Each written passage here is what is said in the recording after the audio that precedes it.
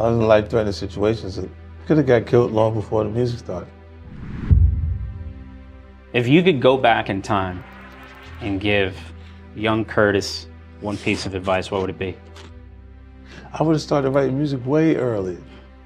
I'd have skipped all of the stuff that I could have possibly, because all of this could have changed a lot. I think that adjusts your character though, so it did turn into my behaviors. In the music, the things you go through make you who you are. There's more ruthless people in the business world than in the street. You know, like they just have subtleties to their tactics. How they do things is more, you know, but they're doing it right in front of you. You know, how they're structuring the actual deal and things that they're doing. It's like just taking the money for you. Look, robbery, at least it will give you the courtesy of showing you the gun, so you can have those anxieties and feel those feelings that you would feel when you're being robbed. They'll do it on a piece of paper where you feel nothing and just rob you right there. You see what I'm saying? Yeah. So it's the same tactics with a different approach. And a lot of them, the people that do this comfortably, like handing you the contract, the thing that they're not conditioned for is direct conflict. And that the circumstances I grew under, I absolutely have to be prepared for it. There's positive influences, there's negative influences, there's a lot of things around that you can actually do. Like, you look at YouTube, man. It's pretty much every skill set you're looking for you can find on YouTube. You find some information about what you're trying to do and not even have it be something for you to sit and read. You're watching them explain it to you. You know, so I don't know why it's not clearer that there's less limitations. Like, you're not limited the same way you were in the past, you know what I mean? Okay, now how did you become interested in vitamin water? I was in the supermarket and I saw a gallon of water for $2.89. And I went further down the aisle and I seen another gallon of spring water for 59 cents. And I just know that if you put that in these two different cups that we have in front of us, that I wouldn't know the difference between what spring it came from. When I got back, I told Chris at the time, me and Chris Lighty was working closely together, he was managing me, and I said, I want to sell water. And he was like what? I said, I want to sell water. He's like, to who? Everybody need water. Like, you know, it might have been an easier concept for him if I said I wanted to sell liquor. So you bought the company? No, so I ended up having about almost 10% of it. And it was sold to Coca-Cola for you made $100 million? Well, 4.1 billion they actually sold the company for. I've somehow ended up under circumstances where I've been up against the toughest things in the environment that I come out of before any success takes place.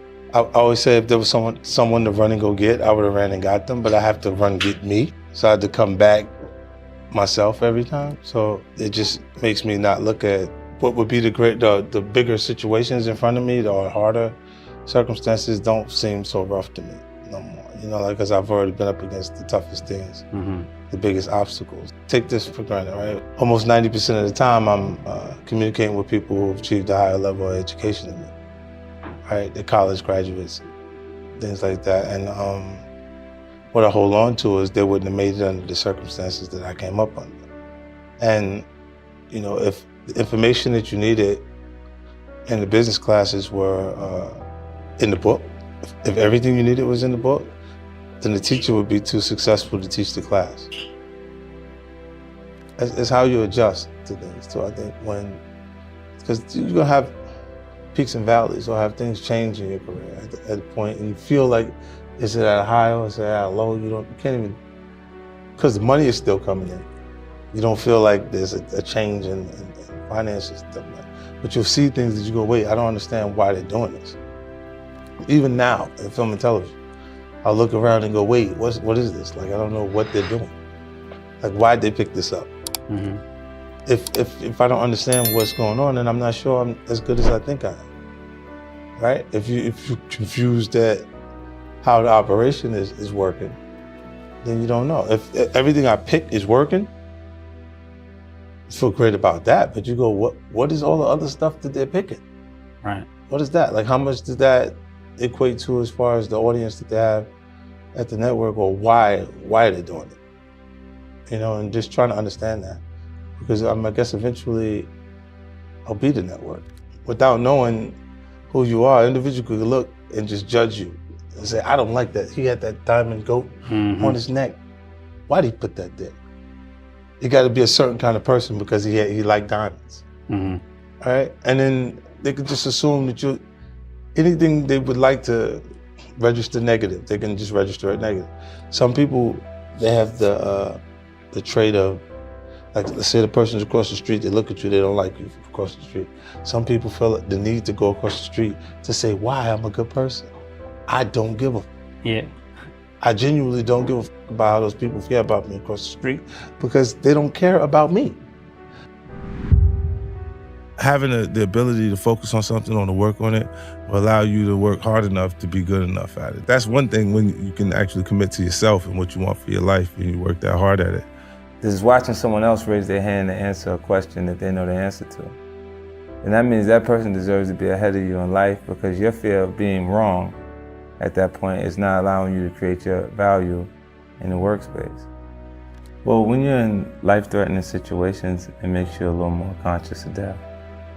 You know, and the more that you are aware of your fate,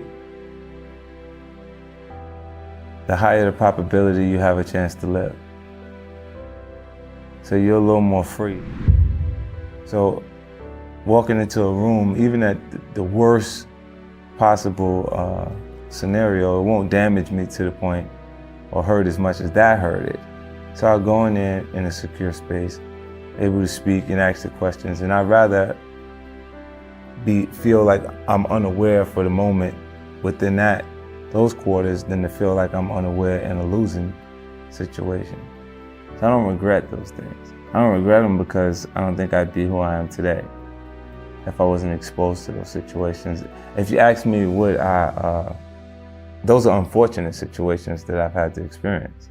And if I had a choice, I would have definitely went in a different direction. But under those circumstances, when you're in an environment where you meet aggression with aggression, or you're deemed weak, and the weak becomes the prey, you gotta kind of back people off of you at different points. And when you're willing to go as far as further than the other guy, you always prevail. You always end up on top. Even at this point, the person that you could have met, fell in love with, how many positive moments? Right. Your highlight reel. Right. The thing that's really important, the most expensive thing we spend is time. Because we can't get it back. And when you look at the highlight reel, whether the person's rich, poor, in the middle, wherever they're at, right? Look, me personally, I look at it and say, they still have so many moments. Look, before I had money, when I'm rich, in the middle, when I'm poor, when I'm in the middle, when I'm rich, regardless, I've been on each one of those portions of the journey. Right. I had fun. When we didn't have no money, we had fun. Was that the most fun? It was fun. Now it's a different kind of fun. Different kind of fun, yeah, for sure. Different kind of fun, and when you grow up without finances, you start to view financial freedom becomes really important. You know, you start to be conscious of because the restraints, the biggest restraint is something that costs, right? How much it costs. You know what I mean? And later, you work yourself into a place where you're not worrying about the cost, like what you're saying. It's elementary, right? The building blocks that you put down, essentially, if they keep moving, you can't build, right? So I set certain rules that was the basis for how we would be productive. I said, I don't care who you fight, do not fight someone that I came with. If you niggas have some sort of dispute or something going on, y'all tell each other, I'm with you right now, get away from me. Right.